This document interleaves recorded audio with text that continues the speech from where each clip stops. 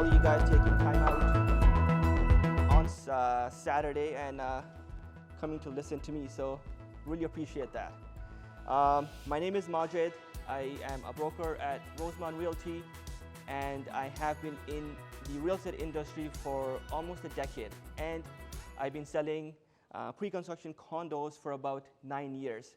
So I've seen Toronto grow a lot over the last 9 years. I worked with various different developers and on projects. So it's been a very fun ride. Thank you to Center Court for hosting us today and letting us give you guys the knowledge on pre-construction condos.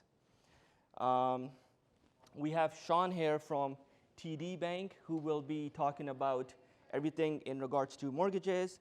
And we have Mohsen Qureshi here from KM Law, who will be talking about the legal aspect. So the schedule for today is where we'll have an hour-long conversation where we'll talk about the process of pre-construction, what pre-construction entails, and what you should be looking when you're buying a pre-construction investment. Mark from Center Court will be talking about investment strategies, but from the developer perspective, and what makes best sense in terms of investments. And Sean from TD will be talking about the power of leverage and rethinking mortgages. And we have Mohsen Qureshi, who will be talking about HST and the difference between occupancy closing and final closing. And at the end, we'll open up the floor for questions where you guys can just go all out and ask what you need. So to start off, what is pre-construction? It is literally pre-construction. So it's before the building is built. You're purchasing this at a very early stage, and it's different than the resale transaction where you might be familiar with. As you would go into the property, you'll get a feeling of how it is. But on the resale side, you are buying from just floor plans. So you have to envision what this 500 square feet condo would eventually look like.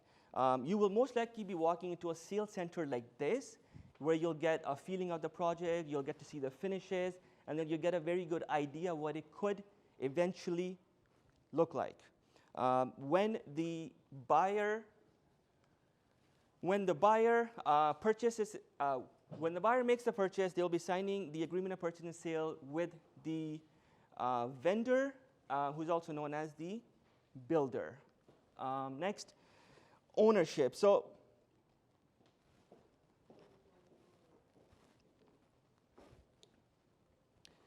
the ownership transfer happens in the pre-construction world when the property is built.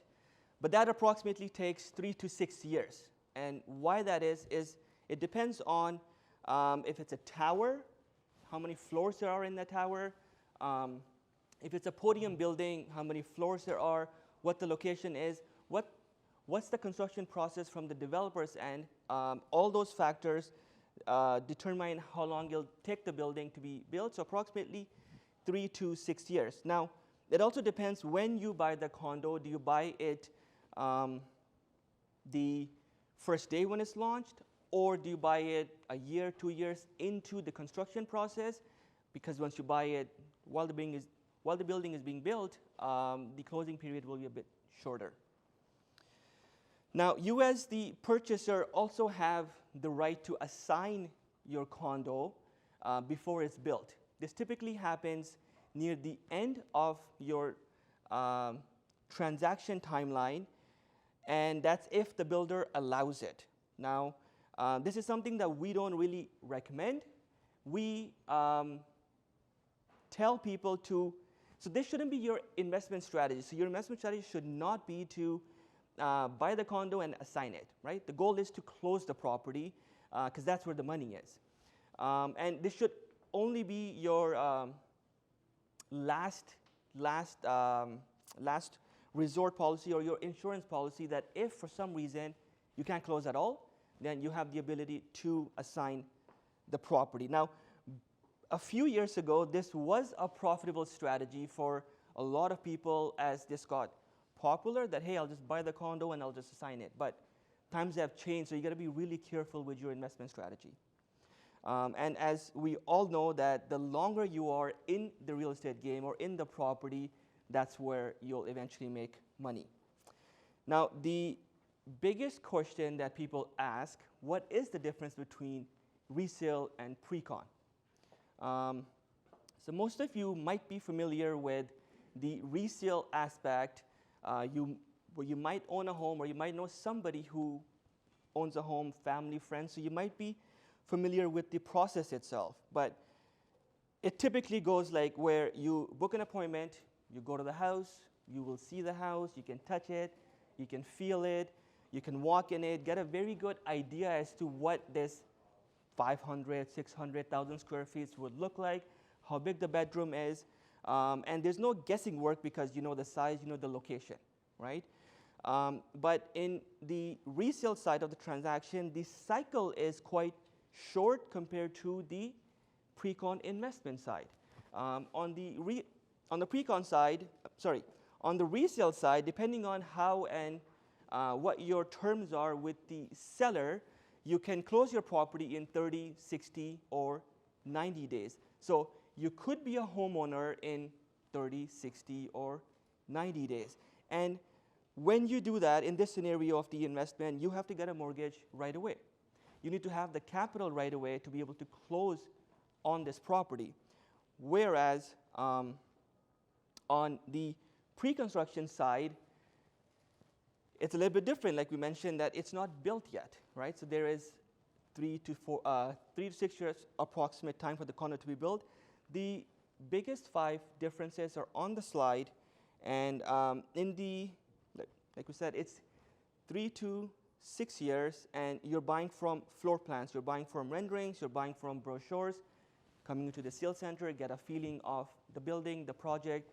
For Pickering City Center, you would have to see what it would look like 5 years from today, what it would look like 10 years from today, and that's the beauty of the pre-con, because there is a lot of value in it.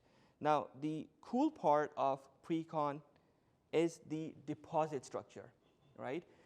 You as a buyer have the ability to pay your deposit into incremental payments. It's an extended deposit structure depending on the plan and the program that the developer has going on at that time, right? Typically, you're looking at 15 to 20% of the purchase price, and purchase price of the unit plus parking and locker. That's if you purchase parking and locker. You don't have to, but if you choose to, that gets added onto your purchase price, and now it's 20% of the final purchase price of your unit.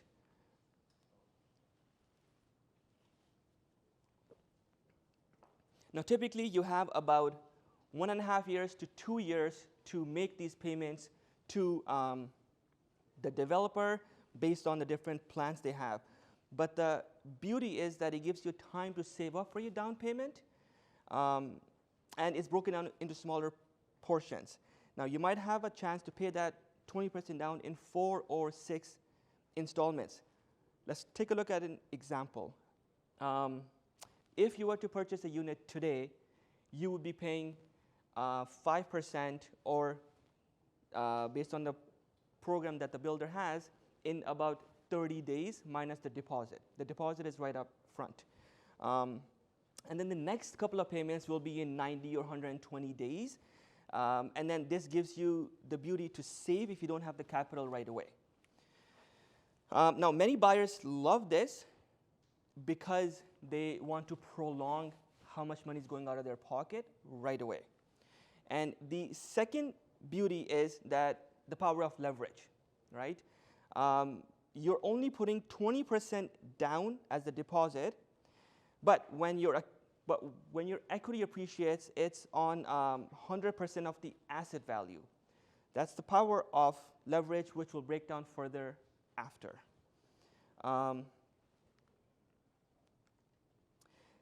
Now, the biggest difference in pre-con and the resale is their contracts as well. Now, on the resale side, which you might be familiar with, that the contract is about 7 pages long. It's a quick read, and it's probably something that you have seen before if you own a house, right? It's a contract that your realtor writes for you, and your lawyer gets the contract after the deal has been firmed up.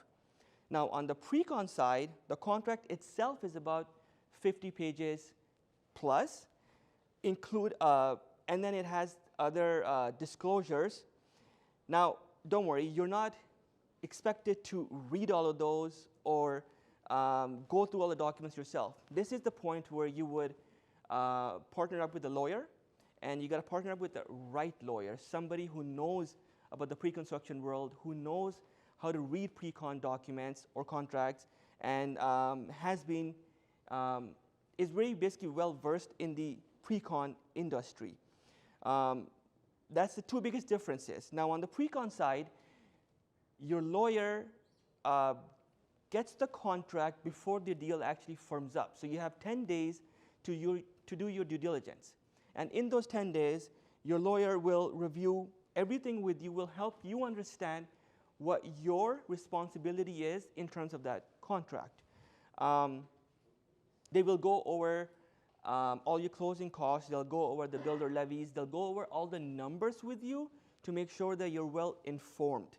And if they need to get anything capped at that time, they will contact the vendor's lawyer, and if need be, they will work on that. Now, most of these contracts that we sign at the builder's office are pretty standard, right? A lot of the builders use similar contracts, so a good pre-construction lawyer would have an idea as to if there's anything unusual in those contracts that they need to either point out to you or get changed, right? Now, the goal is for the broker and the lawyer, for you as a buyer to be comfortable between these 10 days where you're making a well-informed but a decision that you're happy with. Because after the 10 days, you're locked in that contract and you are bound by it where you have to close that contract. Now, if you choose to work with us, we help you in this process. We facilitate the process where we help you partner up with the lawyers that we know are very well versed in the pre-con world, and they can assist you in knowing what's in the contract and have a good and a smooth experience. Okay, so now the fun part, the market outlook. I'm sure you all are aware of the uncertain times that we're going through, the high interest rates, the high inflation, and so forth, right? But real estate is a very hot topic.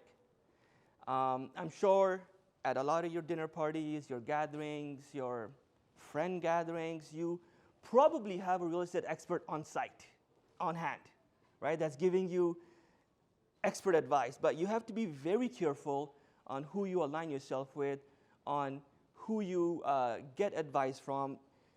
Look for the right professionals. Look for the people that are working in the industry, that are on the ground, that know and understand how the market actually is working, right?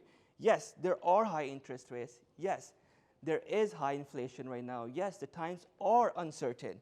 But in the pre-construction world, you don't have to get a mortgage right away. So the high interest rates don't impact you right away, right? As the building is not built yet. You're not getting a mortgage as you would in the resale transaction. Now, you will probably get a mortgage in 3 to 6 years from today, depending on when the building is supposed to be finished. But I'm sure you all have heard that majority of the big banks have said that the rates will come down in 2024, 2025, and the inflation being at 2.9% helps the cause, right? The hope is that when you have to close, the market will stabilize, and you will, the market will stabilize, and from there onwards, it will be a smooth ride. Now, I work with a lot of first-time home buyers and investors who, for the right reasons, are always skeptical. They're skeptical about the market, and they want to use the wait-and-see approach and think that the prices will come down, right? This is something that we typically always get. But what we think is that this is a very tricky place to be in. And why I say that is because it's very difficult to time the market. By the time you realize that the market has hit the bottom, right, it's probably recovering and going back up. So it's tough to time the market and be in that boat. Now, in terms of a market crash, I think the GTA market is very strong fundamentally. So having a crash that everybody talks about is tough, right? As you are sitting and doing the wait and see approach, the money that's of yours sitting in the bank is eventually losing purchase power, right, because of inflation. So if you're waiting to save up for your down payment, it's tough to play the catch-up game because as you're waiting to save, the prices are going up. So it's tough to strike that balance and align the two, right? Well, we tell people, depending on the situation, it's best to get into the market within your budget as soon as you can, right? But you have to be comfortable with it. You have to work within your budget, and that's where we preach that it has to be in your budget. Now, the other argument that we hear all the time as well is that the prices are coming down, the market will crash. But it's really hard if you look at the fundamentals, as the land cost for builders has gone up, right? The construction cost along with that has gone up, right? Then also the labor cost with that has also gone up. And once you're looking at the material cost, I think it's safe to say that that's also gone up, right? So when I think about all of that, it's difficult for me to understand from a builder's perspective how they can start reducing prices as everything to build has essentially gone up, right? The builder can't build a product and bring their prices down if all the costs are still up or high. And when you look at the supply and demand within the GTA, it's still strong. Demand is strong. We have limited supply, limited land. That's why it's keeping the market strong. Now, we have a quote here from Center Court, which essentially states that housing is a basic human necessity. We live in a country where there's high immigration. And everybody that comes to Canada comes with a dream to pursue and have a better life, right? When they do come to Canada, they need a place to stay. They will either be purchasing their home or they will be renting. But ultimately, everybody needs a place to call home. Moving on to the fundamentals. I hope I'm not boring you guys with a lot of just theory and the fundamentals and the market, but we feel like it's very important, right? As I just mentioned that we live in a country with high immigration. Canada is a population growth country, right? Just a couple of years ago, the government of Canada has increased their immigration number, and we had over 455,000 people that came into the country. Now, typically, half of them come to Ontario, and half of them would come to the GTA. So that's about 110,000 people that are coming into the GTA. So typically about 50% will come to Ontario. The reason people would love to come to Toronto right away is that they have family here, they got friends living here, and Toronto really is the hub, right? Toronto is the engine of the market or the country. We have a strong financial sector. We also have one of the top financial sector, I think, in North America. So when we look at that, we look at our healthcare, our schooling system. We also have some of the top-ranked universities that people want to come and attend, right? So because of those reasons, I feel like the fundamentals that people look at when they want to start when they want to come to Canada and start their life again are quite strong. Now, that was the demand side, right? The supply side is that it still is very constrained. 32,000 new condos were supposed to be completed in 2023. And that's not close to the number that I just said, that 110,000 people are coming into the GTA.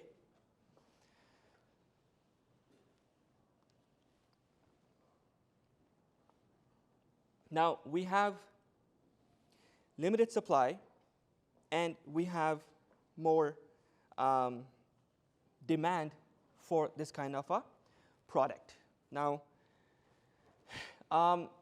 one of the other reasons, or one of the other sector that we see a lot is international students. So as I just mentioned that in the GTA or in Toronto, we have some of these best universities that people want to come to. When these international students do come to the GTA or Toronto, after their studies, from what we have seen, they typically stay back and either work here, and then eventually they will indulge into buying a house or maybe renting a house depending on their situation, right? So that's one factor. And then the other one, tourism. I'm sure we all know how well multicultural place that we live in, our food scene, our sports team, and all, like, we have so many reasons for people to come enjoy Toronto. And diversified economy, we don't rely just on one job industry. We don't just rely on a single job sector. So those are some of the fundamentals that keep our market strong. Now, the benefits of buying a pre-construction condo. So when I start this process with some of my clients, we really try to find out, and I like to have deep conversations with them as to why are they buying this? Why are they doing what they're doing? What is the purpose of this investment? Because finding out the why before you do an investment or do anything, I think, is really important, right?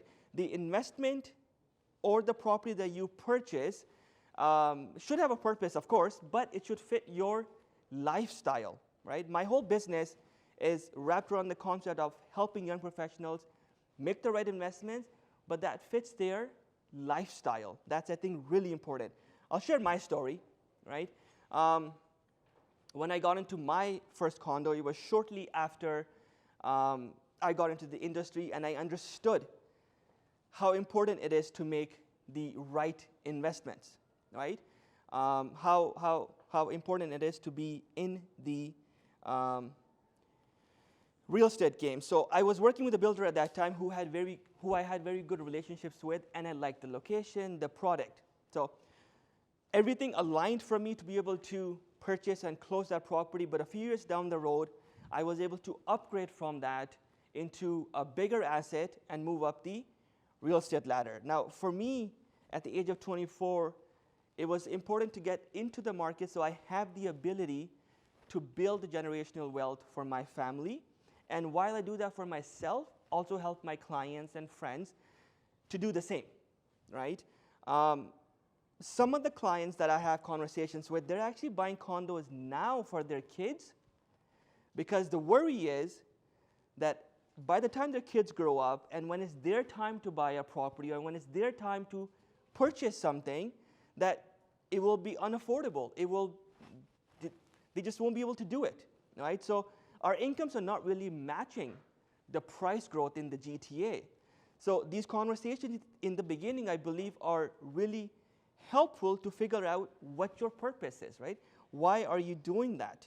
For me, it's been generational wealth and planning for retirement. That's the hope. And today, I'm a property owner. I'm a landlord. I'm also an investor.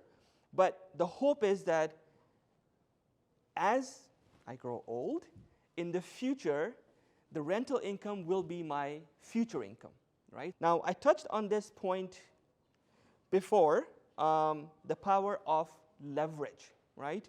I'm sure Sean, when he talks about his talk, he'll talk about how we can do this, but the power of leverage in pre-con is that you're only putting 20% of the purchase price down at the beginning when you buy the property. but your return on the equity that you are investing is actually 100% of the asset value. And I think that's the important point to take away, that if you buy something today for about $500,000, when you put 20% of whatever the deposit structure is, when the property is ready, and if that $500,000 goes to $600,000, for example, now you have gained the equity on 100% of the asset value by only putting down 20% of the purchase price, which is $500,000. And I believe it's tough to find these kind of investments out in the market. For example, in the stock market, when you put in $1, you make money on that dollar, which is quite different from the pre-con world. And this is why I think the pre-con world has been quite an interesting tool for investors to make money on. And that's why the GTA market has been strong. Now, the pre-con process. As I mentioned before, that it's a little bit different from the resale side. If you were to purchase a pre-con today, we would sit and again talk about why you're doing what you're doing and what's your buying capacity, right? This means, have you been pre-approved? Because like I mentioned before, you have to work within your budget. That's the most important thing, right? It's very important also to work with the right broker who knows a lot about the pre-con world, who knows the different builders, different locations, who knows how to basically align you with the right investment. I or my team over the last decade have helped people, but we've also built a lot of good relationships with either builders, our lawyers, our mortgage brokers, and it's very important to look at all the aspects, all the factors when one is making an investment into pre-con. You also have to look at the neighborhood, which is an upcoming neighborhood. You got to look at the transit, because all those factors will tell you how the area will be eventually further down the road. But the most important thing, why you want to work with the right broker, is because you got to stay within your budget. There are a lot of projects happening in the GTA, but not every project makes a good investment. And it's really important to distinguish between the two and understand why you would do that.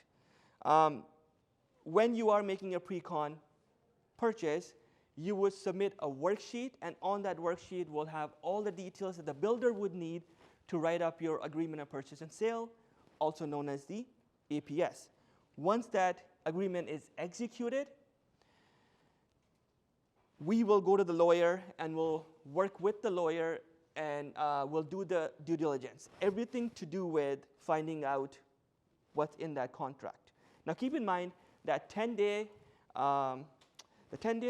due diligence period is 10 days, not 10 business days. So it does include weekdays, weekends, and holidays.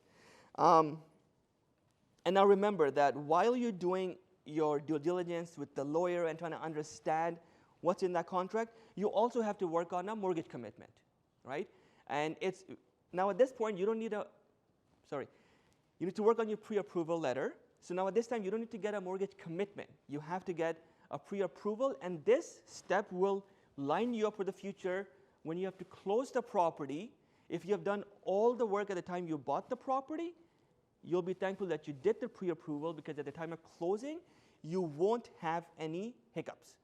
And like I initially said, it's very important to have a smooth process. That's why you would want to partner up with a broker that's knowledgeable about the process. Qualifying yourself. Everything here is about qualifying yourself so you are knowledgeable and, again, making the right investment. Now, at this point, I would like to say thank you for listening to my TED Talk. Now I'll pass it on to Mark to continue on from here. Let's talk a little bit more in depth on some of the sites that you want to focus on. because we know that there are a lot of developments, and I'm sure, should I put the mic on? Yeah, sleep you could. If you Good? Okay. I'm sure a lot of you guys, just as Majid and myself, get in emails when you're getting a lot of developments that are hammering you left, right, and center with developments that are happening throughout the city. There's a lot of developments that are going on, and what you want to focus on are basically a handful of them, because as much as a lot of these sites will promise great returns, great promises, there's a lot of things that you got to really focus on, and you should emphasize a lot of the points that I'd like to bring up now, so you guys have a better idea of what you're looking for. For example, I'll start with a quick fact. In 2023, actually this is going to be a quick pop quiz for everyone that's here. In 2023, how many new pre-construction condos were launched in the GTA? Throw out any number. No answer is a wrong answer. Anyone? Yeah, how many launched? So brand new condos. 200. Less than 200, but close. Who said 60? Honestly, if I had a prize, I'd give it to you, because that's probably going to be the closest. So it's 67. And of those 67, how many of them reach financing to actually build and start construction of their condo? 15. Closer to 15 than 20, but lower. 9. Right. So again, when you're getting when you're being bombarded with all of these emails of these new developments that are happening, just remember, of the 67 that were launched in 2023, 9 of them have reached the goal so that they can start digging. And so when I get into my slides, you'll understand a little bit more how impactful those numbers are and why you want to search out different sites, because when you're putting your money down, your hard-earned money, you want to make sure that you're putting it towards something that is going to actually be built and is actually going to grow. And in an area where not only will that area grow, but more importantly, your money will grow as well. So with that being said, let's start off with the slides. And by the way, my name is Mark Hazley. I should have started with this first. Mark Hazley, sales consultant with Center Court. The sales team amongst Norris, who is the senior sales manager of operations, and Shalini, senior sales manager of marketing as well, is somewhere around, but we're all here to assist you with any CentreCore projects that we have. And what we want to do is give you a little bit more insight, whether it be with CentreCore or any other developer in the GTA, some things you want to focus on so that when you are looking for that pre-construction site, you know the points to look for and you have an idea of what you should focus on so that when you're buying something, you know that it's a sound investment. So let's start off with AAA locations. There's 4 boxes that we want you to check every time that you're looking for a site. The first one being amenities and major institutions. And this is regardless of whether you're looking at it from a point of view of whether you want to live there or you're looking to rent it out. These are really great points, because then there's the resellability, but of course the options for people to want to rent it out. These are the points that you want to focus on. First one being amenities and major institutions, especially nowadays where it's more expensive, it's costly more and more to carry the expense of a car, the gas, the maintenance, the insurance, et cetera, et cetera. A lot of people nowadays want to live in areas where they can live, work, and play all within a close vicinity of everything. So you want to make sure that those amenities are there. So if we use this mall, for example, building the project that we're building here at Pickering City Center, you're just steps away from the mall, the restaurants, and everything that Pickering has to offer. You also want to focus on employment nodes as well.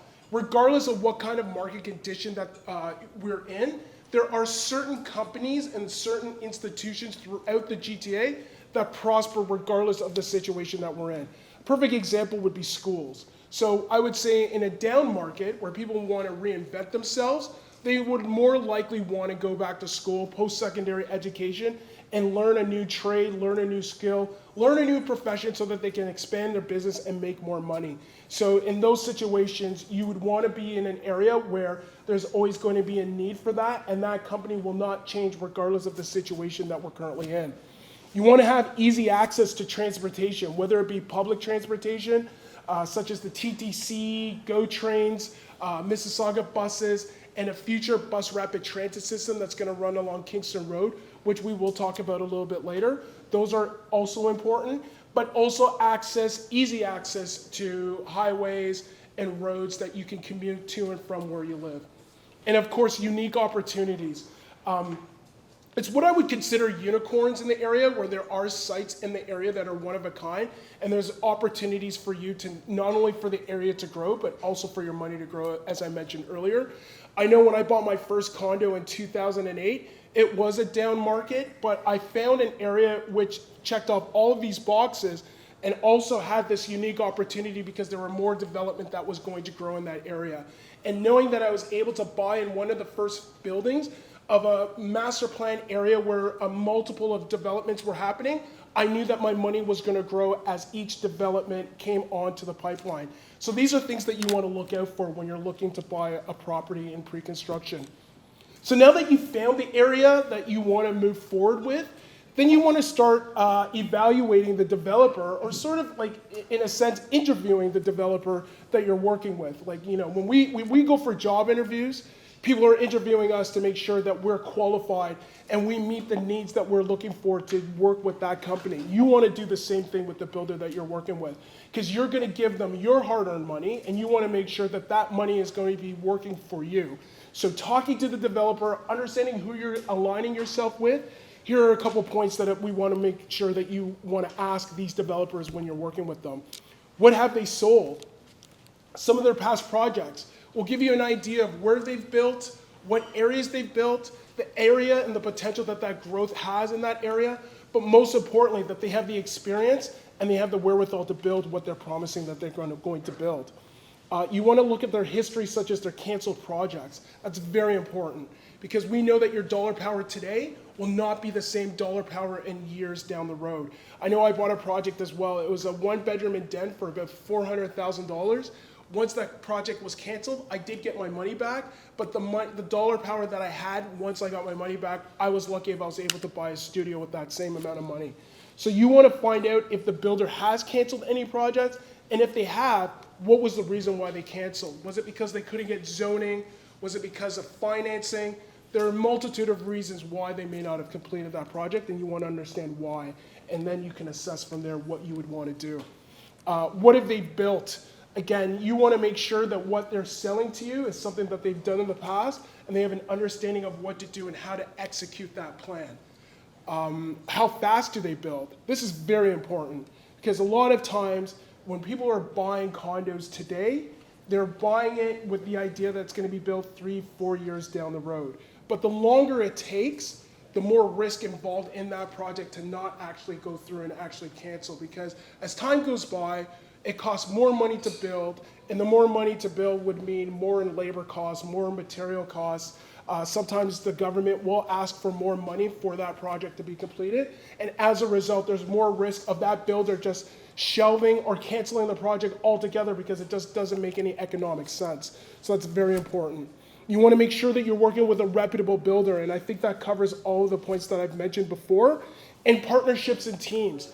Again, because you are aligning your money with this developer, you want to make sure that they've got the best group of people that are going to be working hard for your money. So for example, I've seen sites in downtown Toronto which were in great AAA locations, but the reality is that no one knew about it. There was no advertising. So the marketing team that the builder aligned themselves with didn't allow for the sales to justify why this was a great site. And as a result, the development just didn't complete. So you always want to align yourself with a builder who has a team surrounding them that have your best interests as well. So now that you've found the builder, you want to find the location, again, for the boxes that we had mentioned at the start of my presentation. The location has the amenities, the unique opportunities, immediate access to public transit and amenities and institutions that can always be used and beneficial from an investment and from a livable point of view. You've now identified the developer that you're working with, and of course you've got Majid, who is not only reputable, but has been in the business long enough to understand what you're looking for and the objectives and the market analysis for that particular area.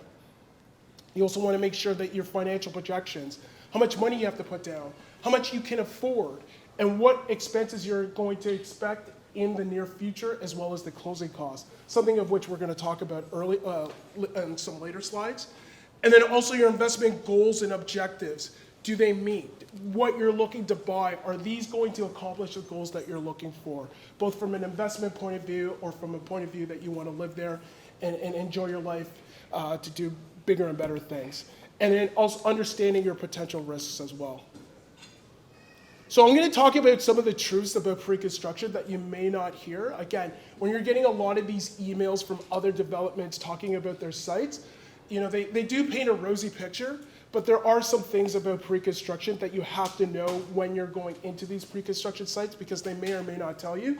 So let's go down some of the things that you should know when you're buying a pre-construction site. So quite simply, similar to what Majid was talking about, the differences between the prices of buying a resale home versus the prices of buying pre-construction, the more it costs to build, the higher the price. So when you're evaluating that, you're going to look into different areas and different parts of the city. And so somewhere where you're looking at downtown Toronto, a 500 square foot, 1 bedroom or studio apartment is probably going to go for around $1 million in Yorkville. Whereas because the cost to build is a lot less, say in the outskirts, in the suburbs of the city and the GTA, your money can go a lot further and you can see that there's more value there. And so you also want to keep that in mind. Every time a new project comes on, a new benchmark price is set. So when I go back to my experience buying my first condo way back when, I knew that there were other developments that were coming in. So when I bought my condo for whatever the amount was, I knew that there were going to be additional condos that were going to be built later on. And as new projects come onto the pipeline, you are going to see an appreciation of price there. And like Majid had said, and I couldn't have said it any better, pre-construction is a long-term game. When you're buying, we know that there are some people who may benefit from buying or selling and flipping from assignment, but if you're in the real estate game a lot longer, not only are you going to see your equity grow, but you can also use that money that you've invested in that particular property to buy more properties. And I believe that's something that Sean will, from TD Canada Trust, will also touch on a little bit later.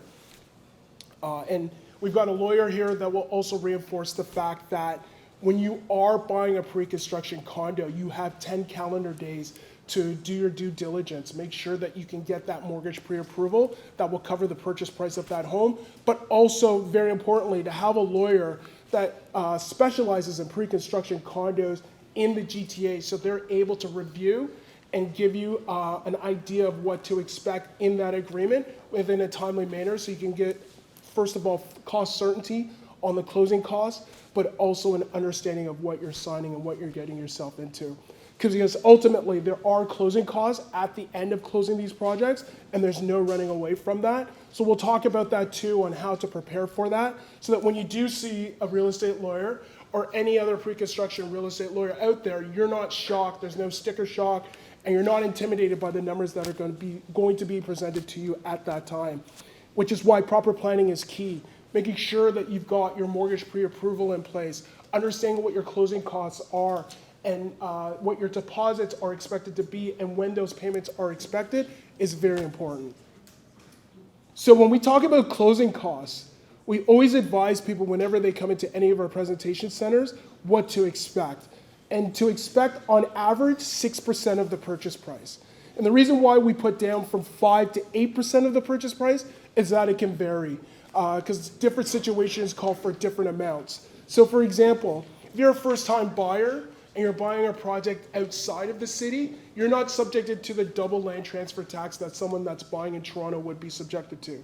So it'd be closer to the 5% side. Whereas if you're an investor buying something in downtown Toronto, you're likely going to pay a little bit more than, a little bit closer to 8%. When you're looking at our price list or any other developer's price list, we always take the assumption that the buyer is a primary buyer and that their home that they're purchasing is their primary home. Therefore, the HST is included in the price.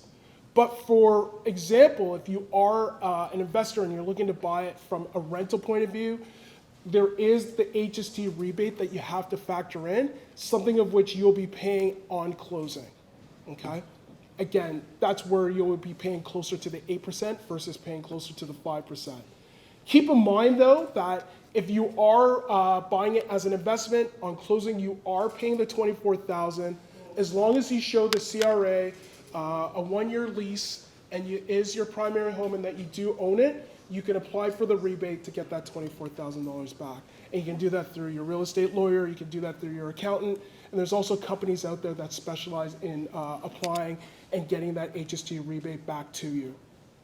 And lastly, the carry-on warranty. Not only are your deposits protected under carry-on warranty up to a certain amount, but most importantly, your house is under warranty as well. And so a part of the 50+ pages that Majid was talking about earlier includes the carry-on warranty of statement of critical dates. And basically the builder has to adhere to those dates and those terms and conditions to keep that condo under warranty. And so what's important about that is up to 7 years, your house is under warranty. And so when you want to, simply the way how I explain it, the carry-on warranty is I compare it to a car. When you buy a brand new car, the first year it's bumper to bumper.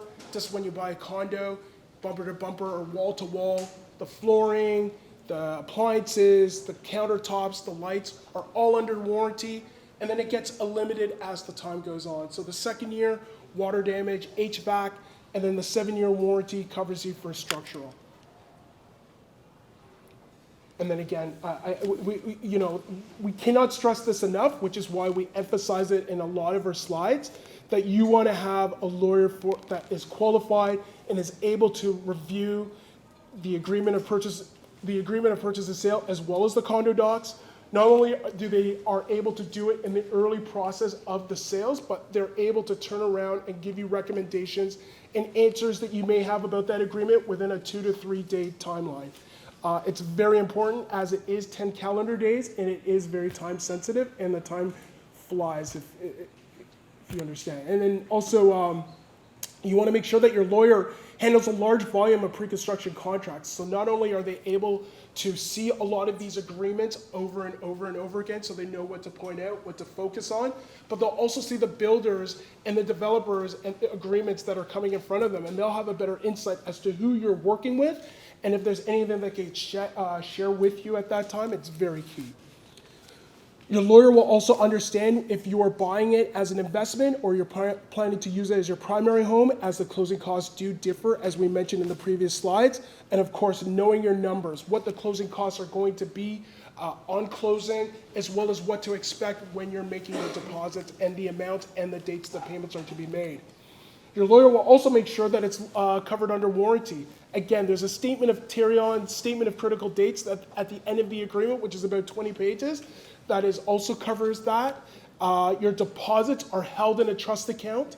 So if things were to go sideways for whatever reason with the builder, your deposits are separated from the developer. So those money will not be transferred over to the developer until the condo is not only completed, but most importantly registered. And of course, because your lawyer has seen so many agreements come across their desk on a regular basis, they'll know which developer you're working with and how reputable they are. You also want to make sure that your rights are protected, mainly with closing costs, because there are development charges and you want to have some cost certainty to that. You also want to make sure that the lawyer wants to make sure that the buyer understands exactly what they're getting themselves into, and so that they know what to expect and there are no surprises. And if there happens to be any surprise, you're able to pivot pretty fast without any surprises or any shock there.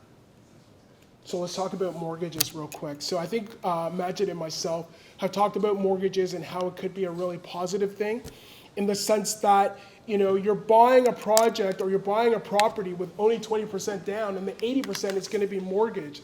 And so not only are you able to benefit from 100% of that purchase value, you are also able to use that house to gain more equity. So as time goes by and as you are making payments towards this mortgage, the capital becomes higher and higher, and you would have a time where you can look into a line of credit, or if you wanted to take out a second mortgage, and also inverse and diversify with that money to get bigger and better things, which is a great benefit, because when you compare it to other parts of the world, you only are able to buy the property with 100% down.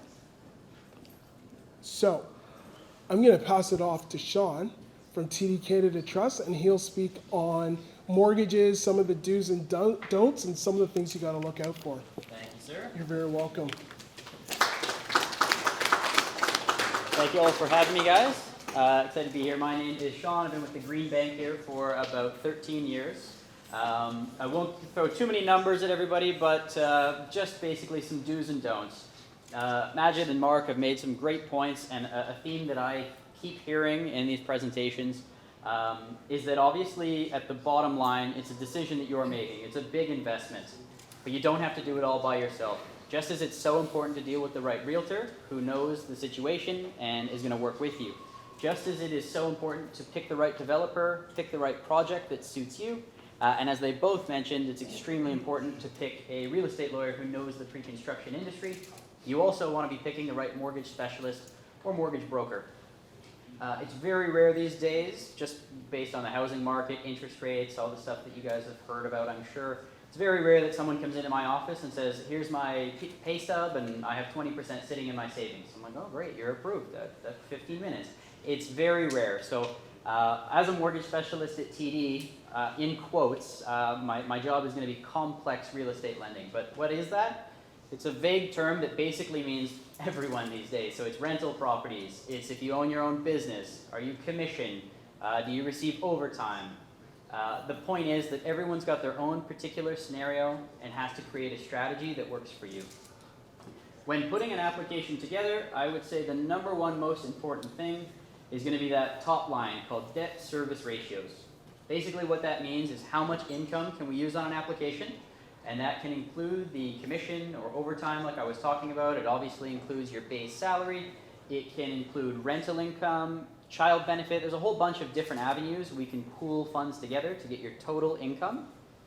And then that's going to go against your monthly expenses. That's going to include everything, really. So it's the housing expenses, of course, but it's also going to be things like credit cards, if you have student loans outstanding, if you have car loans, line of credits, all of that stuff gets factored in. The beauty of pre-construction is that you're making a decision now, but you're not necessarily closing on that property for 3, sometimes 4, sometimes even longer years, that is. Why that's a big benefit is because you can take a look at your financial situation today and you can see what do we want that to look like when this property closes. We can say, okay, you've got a car loan, but it's only got 2 years left. Is there a chance we can close on this property after that car is paid off?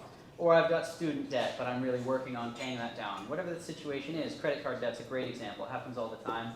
We can factor in that, basically you think of that as an addition to your down payment. We want to put down the 20%, but also how can we get to sort of debt-free other than this mortgage in 3 years or 4 years. So again, you want to be working with someone who's going to keep an eye on that application from start to finish, is going to create a strategy with you, and if necessary, do a bit of financial planning to get you to that point where you like. That ties in right with down payment. Of course, with resale, you got to have that down payment ready right away. So you're purchasing a property, it's closing in 30 or 60 days. Do you have that available right now?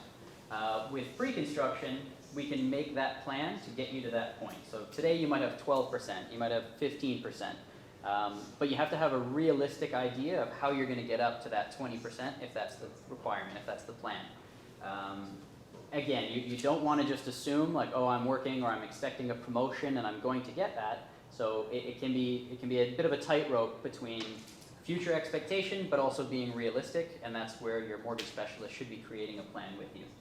And a big benefit, obviously, with pre-construction is that you have that flexible schedule. It's not due in 30 days, it's due in 60 days, and then it's due again in a year, and then it might be the final payment in 2 years, but the point is it's going to be broken down based on how that developer, how that builder presents it to you on the purchase agreement. Interest rate forecast and builder cap rates, those, to be honest, kind of tie together. I'll jump over this one for a second and just say builder cap rates is something that we have available at TD. A few other banks do as well, but not every bank's able to offer it nearly that long. And why that's a big benefit for you is you get your approval today. We always use the term pre-approval, but if you just do the pre-approval and you know you're good today, there's always going to be that possibility that you have to get reassessed down the line, you have to resubmit. With a builder cap rate, you don't have to do that. Your approval is locked in, you're good to go. If there's any changes to income or if you started a new job, we're not going to say, oh, well, you had 5 years history at this job, now you've got 6 months at this new job, the exact same industry, and that's going to cause some problem. It shouldn't. You're already approved and you don't have to worry about that. Now, to be honest, the builder cap rate that you chose today, you'd almost definitely not end up using, and that's because rates are quite high at the moment. Not for 50 years historically, but for the last 6, 7, 8 years, You've probably all heard about it in the news. Interest rates are higher than they were just a few years ago. The good news is that expectation rates are going to be coming back down.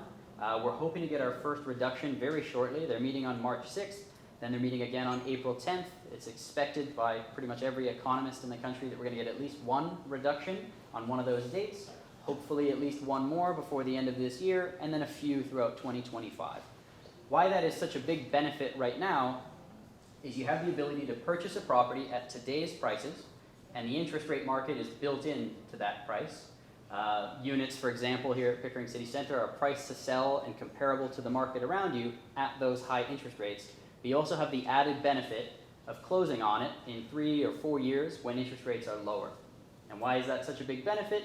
Something called an inverse relationship between housing prices and interest rates. When interest rates come back down, there's more demand, people can afford to spend more, housing prices go up.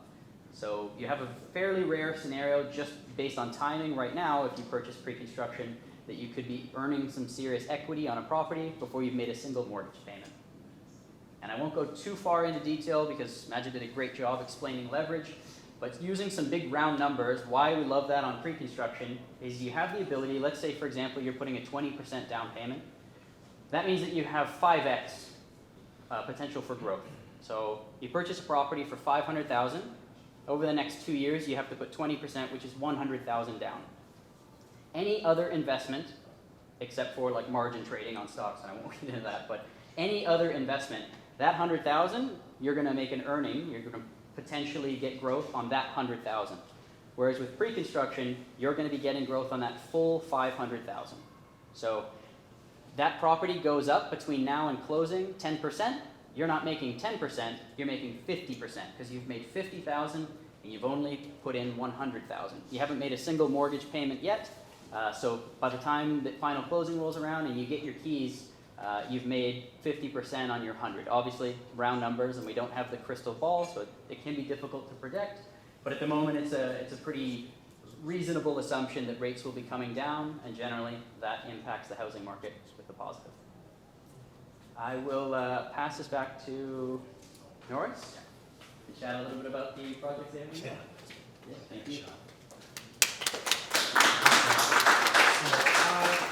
Again, my name is Norris. I'm the Senior Sales and Operations Manager with Centercourt. I'm just going to talk about 2 opportunities that we have in the city. I won't go into too many details in case some of you are interested, aren't, but if you have any questions, feel free to come to either myself or Mark or any of the agents around. I'll be able to assist you. So the first one I would like to talk about is Kipling Station condos. So for those that are not familiar with this area, it's downtown Etobicoke. So that's gone through a revitalization. So Kipling Station is no longer just a regular TTC station.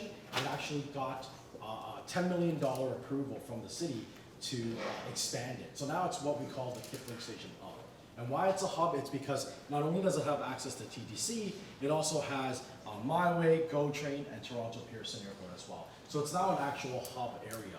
What's great about this area, and we talk about why we choose these locations, those 4 points, one of those major 4 points is the transit, right? Like what Mark said earlier, if you can't get to and from work or school, there's no point, right? There's no conversation to have.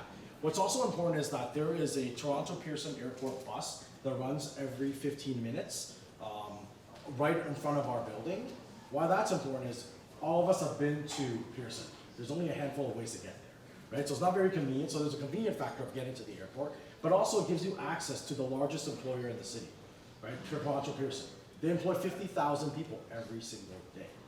So that's one of the major employers, and of course, it takes us about 30 minutes to get to U of T downtown as well. So now that gives you connections to schools, right? These are important when you're thinking about rental opportunities because as Mark said, in a good market, in a bad market, students rent, right? They're still gonna rent regardless. If you have kids or people are renting for their kids, they're not gonna let their kids, not have a place to stay. So in a good market, in a bad market, you wanna make sure that there are different opportunities, not only to rent to people that are working, but also to students as well, okay? And we're only literally a 2-minute walk from there. Another unique feature about this is that we're the first out of 30 applications in that area. So there are 30 other developers that are gonna be coming to this area. We believe in this area so much we actually bought 2 more pieces of land in this area. We're currently 90% sold. We have some great incentives and opportunity there as well. We actually dedicated this room here for Kipling. So if you have any questions or if you are interested, want to learn more, we have brochures as well. We can definitely go through more about that. But that's just one of the kind of many opportunities here. And like we said, we want to look for that unique opportunity.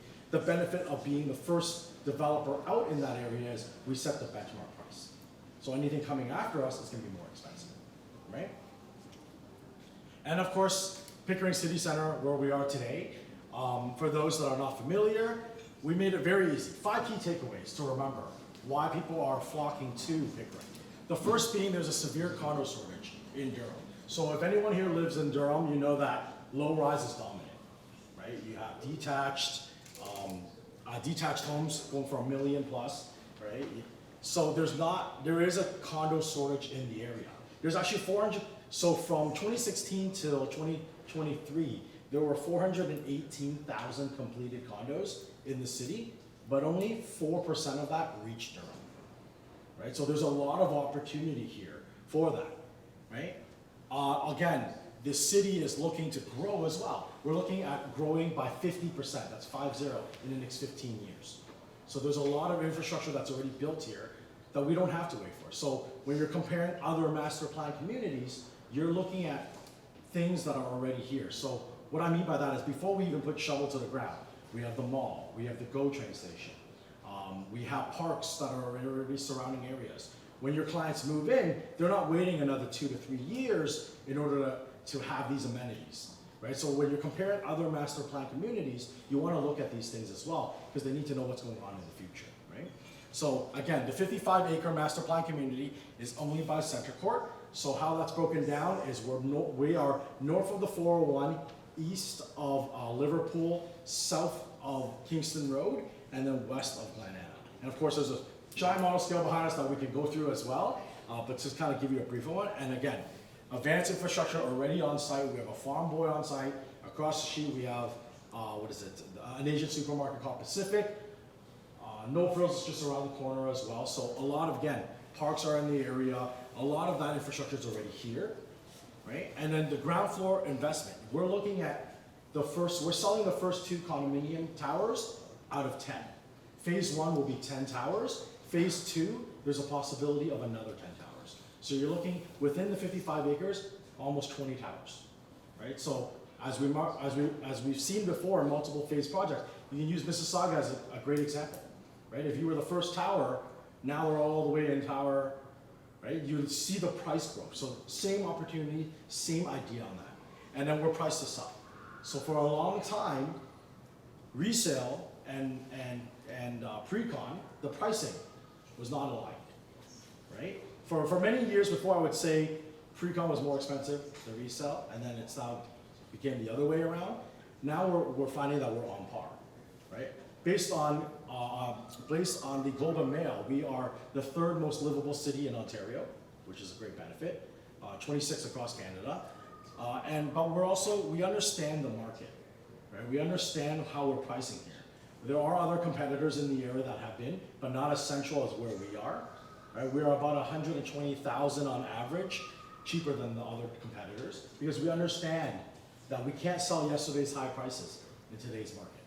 Right? And that's why when we launched Tower 1 back in September, mid-September, we were able to sell 95% of the building within 5 days. And then we had to bring Tower 2 ahead of schedule. So right now, Tower 2 is about 55%. So there's still great opportunities here. And we would love to discuss it if anyone is interested or have any further questions.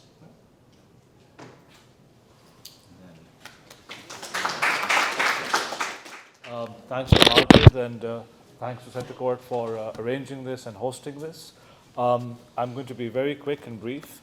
When you engage with a real estate lawyer for investment in pre-construction condo, there's essentially 3 stages where the lawyer is involved. The first one is when you have signed the agreement and you have your 10-day cooling off period. The second stage is when you have your interim occupancy. And the final stage, of course, is when you have your final closing. These are the 3 stages at which you will need to engage with a real estate lawyer and what your real estate lawyer may or may not tell you is going to become critical. And I'm going to talk about each of these three stages very briefly. So when we talk about the cooling off period, when you sign the agreement of purchase and sale, you have a 10-day cooling off period. But there's three things to remember about that. Three essential things. If you can take those away from here, that's all I need. Number one, when does that 10-day cooling off period begin? It begins from the moment you get your signed agreement and complete disclosure.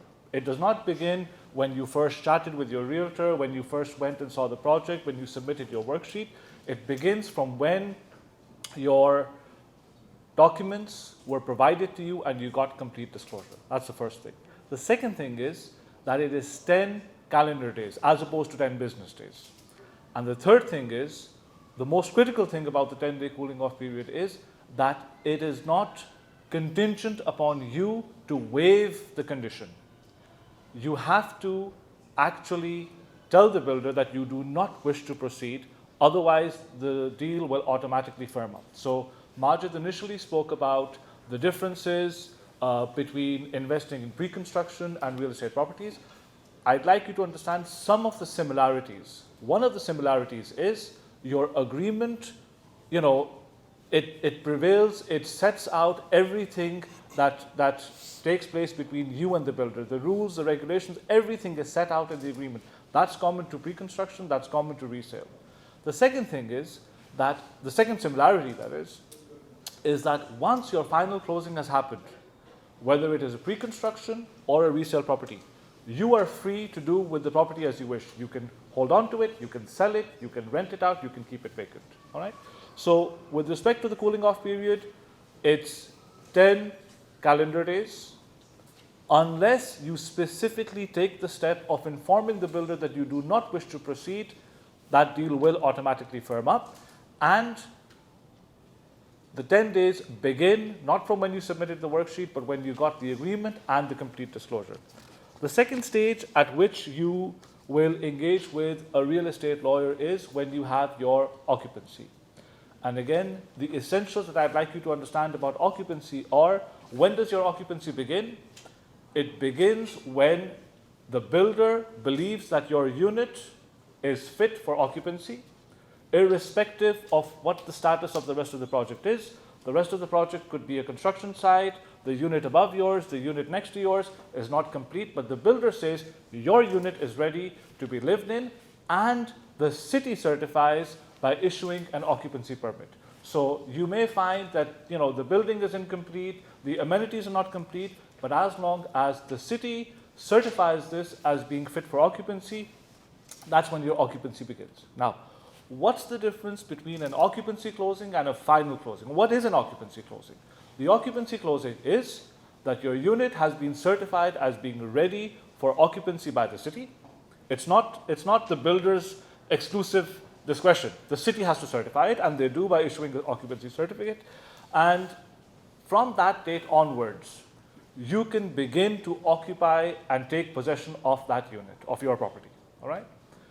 You are required to pay what is called the occupancy fee. It is a monthly fee, and that monthly fee comprises of three things.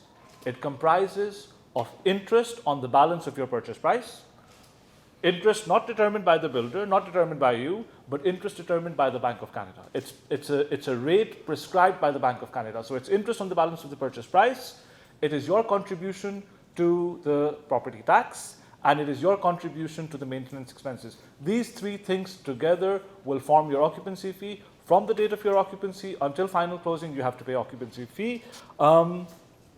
Usually, the interest on the balance of purchase price is pretty high. It's usually about 50, 60, even 70% of your monthly occupancy fee.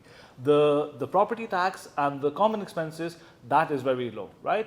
But especially these days, with interest rates being what they are, your monthly occupancy fee, a large part of that is really interest on the balance of the purchase, interest on the balance of the purchase price due on closing, right?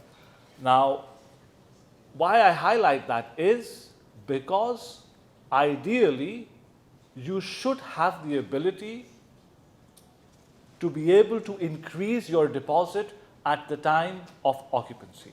And what that does is it will reduce your interest due on balance of purchase price. So your accountant may tell you, your realtor may tell you, your mortgage broker may tell you that, listen, bad idea, do not do that, for other reasons. For financial reasons, or for tax reasons, or for accounting reasons. But from a real estate perspective, from a lawyer's perspective, I will tell you that if you have the ability to increase your deposit, what you will do is you will bring down your occupancy fee because you are now paying less interest. Now, your ability to pay a greater deposit at the time of occupancy is not guaranteed.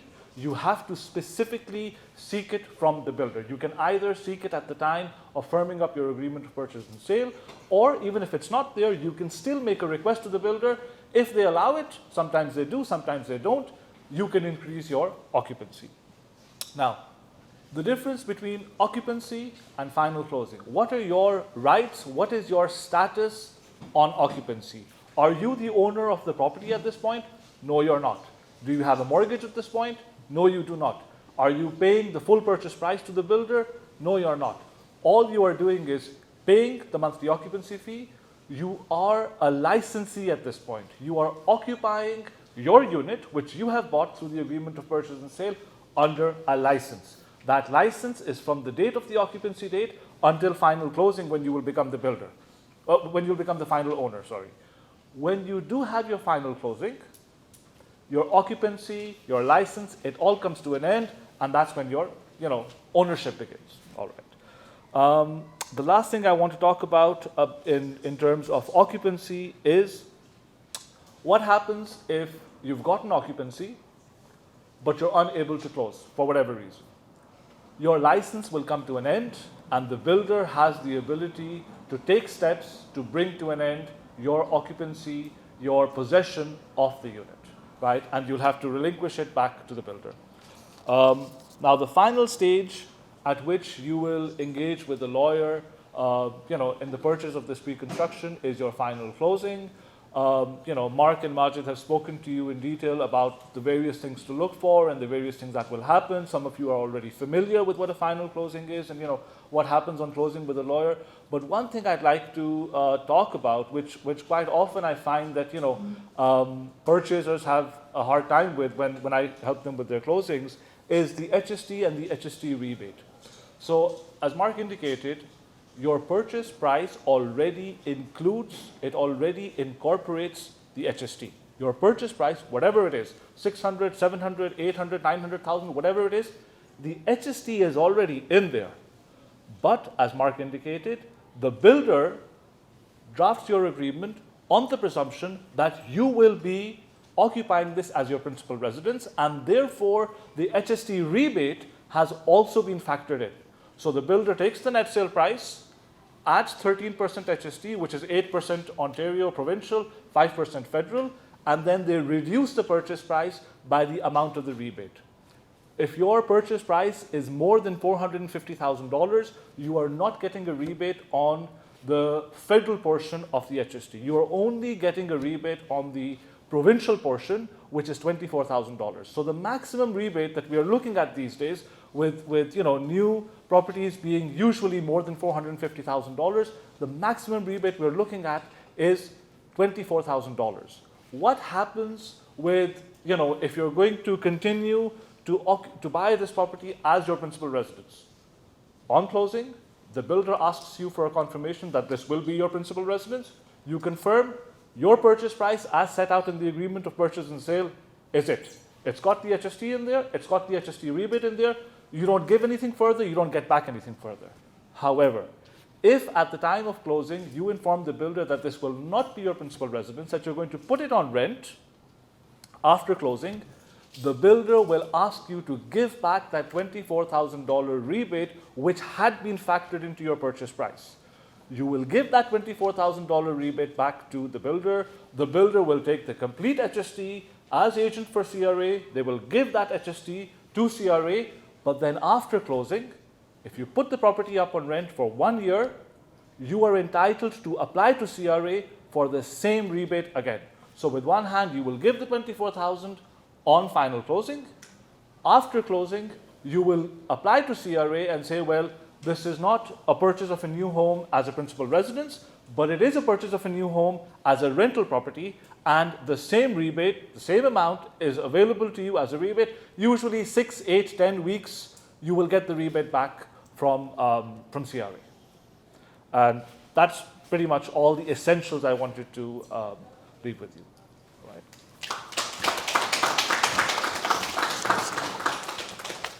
So that was a great presentation.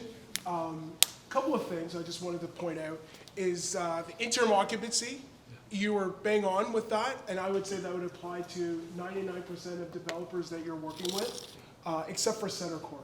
So for the past 13 years, we are one of the most active builders in the GTA, second to Tridel. And not only have we closed on many projects as we are right now, we have 0 days of interim occupancy, and we've had a history of 0 days of interim occupancy. So everything that you said is correct on the first 3 steps. It's when you buy a project with Center Court, and there are benefits that you would not be subjected to that second point, which was the interim occupancy payments. Based on the interest rates being higher through the government or through the interest rates that are posted versus the discounted rates that you would get from a mortgage rep such as Sean at TD, your mortgage payments would be a lot less. And from day one, you are the owner of that property, and you can, as you said, sell, rent, keep it vacant. You can do whatever you wish at that point with no terms and conditions between you and the builder. That's it. Perfect. At this time, any questions that you guys have? Sean, Moise, and me, Mark, anybody? Anything that you want to ask, you can go ahead. So question for you in regards to that 36-month cap. Yeah. What happens if the project is more than 36 months? Good question. If we book something for 36 months and it ends up being 40, 42, we're generally able to extend that by a few months within reason. And Center Court has a history, for example, of closing kind of on time based on the agreement. Obviously, they can't guarantee a firm closing. There could be delays. But if you purchase with the type of project that says it's going to close in 3 years, and you're still waiting for occupancy 7 years later, you're just going to have to rebook. So we would kind of keep an eye on that. As I mentioned earlier, rates are on their way down. So to be honest, that 3-year rate we book will be rebooked again in the summer here, rebooked again in the winter, probably drop a couple times next year. You want to be working with someone who kind of is keeping on top of it and rebooking at a lower rate anytime there's an opportunity. Eventually you'll end up booking a lower rate and you're only a year away from your closing kind of thing. Yeah. Thanks. Question for Moise. What if you buy the property but you sell within the first year? What happens with the HST? So the HST rebate, to qualify either as principal residence or rental, you have to own the property for at least 1 year. So if you're going to put it up on rent and claim the HST rebate from CRA post-closing, you have to show that you're going to own it for at least 1 year. If you sell before 1 year, you do not qualify. So for instance, you told the builder on closing that this will be your principal residence, you got the $24,000 rebate, 3 months later you sell it, CRA will most likely come after you, to get the $24,000 and penalties and fees and interest and so on and so forth. Another question for you. Let's say you have rental properties and you buy this property as a principal residence. Is HST exempted on that? If this is a principal residence? HST is never exempted. Okay. HST is just never exempted. HST Included is, in the sales price. but it's always included, always. It's always included in the sale price. But it's the HST rebate, the $24,000, which is also included in the purchase price. The fact that you've got other rental properties is immaterial. It's not relevant. On closing, the builder will ask you to confirm whether or not this will be a principal residence. They will ask you to swear an affidavit that this will be a principal residence. Quite often, they will ask you to give evidence that you are moving and you're getting your updated driver's license, and you're giving an indemnity to the builder that if after closing they discover or CRA discovers that this is not, that's all the builder really looks for, right? Why you are downsizing from your beautiful 6-room house into a 2-room condo, the builder doesn't really ask that. So what's the difference between a pre-construction condo and a pre-construction house? What's the process different? Is the information different? You go ahead. The process would, I think, ideally be similar, but the timeline would be different because it's one story that you got to build compared to a tower or a podium unit. So typically a house, you're probably looking at about a year and a half, maybe 2 years. Townhouse would be about a year. So from a legal perspective, there's essentially three differences. At the agreement level, you have limited disclosure. You don't need condo documents. You don't need the rules of the condo because this is freehold. Centercourt doesn't have occupancy closings. They go direct to final closing, but in a pre-construction condo, you always have occupancy closings, or you often have occupancy closings and then a final closing. In a freehold, you don't have occupancy because the builder is not waiting for the condo to be registered. Also, in a pre-construction condo, the agreement has a built-in 10-day cooling off period. A freehold does not. In fact, in a pre-construction condo, it's not the agreement which has a 10-day cooling off period, it's the Condominium Act which says that by default there will be, whether it's written in the agreement or not, by default there will be. So these are the three essential differences. Limited disclosure, because there's just no condo documents. 10-day cooling off period, not available in a freehold unless specifically given, and in a freehold you do not have occupancy closing. I know you guys said phase one, there's a couple of buildings coming, but phase two, you said there's also buildings coming, right? Is there an estimate timeline on when phase two will start? No, it's too early for that. That's a good question. The reason being, when you look at the scale model here, I'll just because I'm so far away, I'll just use my laser pointer as an example. This is tower 1, this is tower 2. We then have tower 3 and 4 that we have not launched yet. And then later blocks that would come down south towards Highway 401. So once we have completed the sales of the first phase, which will consist of 10 towers, then we can reevaluate and strategize in the second phase, which will likely have an additional 10 towers.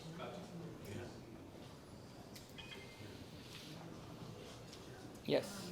Just a quick question. With the carrying warranty, does that stay with the property for the 7 years? If we sell the condo, does that transfer over to the new owner? Yes, it does. Back on the topic of the HSC rebate and waiting. So let's say the purpose of the purchase of the unit is for rental, not primary residence. And you said you have to wait 12 months from the ownership in order for you to report it to CRA. So you have to. So let's just say it closes in June of this year, right? I have to wait until. So going into June of next year, it's going to be 12 months. So I have to report it the following year, or do I can still report it on the year where after it's closed? So if this is a rental property, Correct. when you closed in June of 2024, Yes. you informed the builder that this is going to be a rental property, Yeah. and therefore the builder asked you to give a further $24,000 so that the HST is complete and you're not getting the benefit of the rebate. Yeah. In June you closed, you paid the $24,000. In June you found a new tenant. In June you will apply to CRA for the HST rebate. You say, listen, last week I paid the builder, when I closed last week, I paid the builder $24,000 because this is the HST rebate amount. And I've already closed. So here's a copy of the transfer deed. Here's a copy of the statement of adjustments I got from my lawyer. Here's a copy of my lease. Here's my application form. Can you please process this rental rebate application for me? Now, when you submit the rental rebate application, you check off a box in there which says you acknowledge that to be eligible to apply for this rebate, you have to hold on to the property for 1 year, right? So if you say, well, listen, it doesn't matter because I've put it up for rent for a year and I sold the property 3 months later to my buddy, but he's still going to keep it for rental for 1 year, right? That doesn't matter. You have to hold on to the property for 1 year. So if you sell the property, even if you have a tenant for 1 year, you have a tenant for 3 years, if you sell the property or transfer title, before 12 months have passed, you are not eligible for the rebate. If you've already gotten the rebate, CRA will ask you to. I'm going to add on to this question. What if you have it leased out from occupancy? I know they don't have occupancy, but let's say you have a new built condo. During occupancy, you lease it out, and then you firm close in 6 months, and then 6 months into from closing, you sell. Is the rebate included? Rebate eligibility is 12 months from the date of closing. When you got your occupancy and you leased it, you weren't the owner of the property. You became the owner of the property when final closing happens. So the eligibility is that you've got to own it or hold title to that property for 12 months from the date you got the title. On occupancy, you never got the title. So you may have had, a tenant for the past 6 months, and that's fine. You can send the lease agreement to CRA saying that, listen, I got, ownership today in June 2024, but I've had it on rent since last year. That's fine. But you've got to hold the property for 1 year after you take title. And based on that scenario is another benefit working with Center Court, because I know the presentation that you provided with interim occupancy would apply again to 99 out of 100 developers. But the fact that we have a strong reputation of the last 13 years of 0 days of interim occupancy, something like that would not apply. Thank you. Any other questions? Cool. Before we wrap up, I did put a survey down on each seat. So before you leave, please fill out that survey. That way it gives me an idea as to what good we did and how I can improve on the next one. And on question number 4, I'm asking about a real estate action plan. And what that essentially states is that you and I will have about a 30-40 minute chat where we'll sit and talk about what your goals are in real estate and figure out a plan to hopefully see how we can achieve those goals. So please hand in those surveys, give us the comments that we need to know, and then thank you very much for coming out. Mark, Moisen, Sean are still here, so please ask them all your questions. Thank you.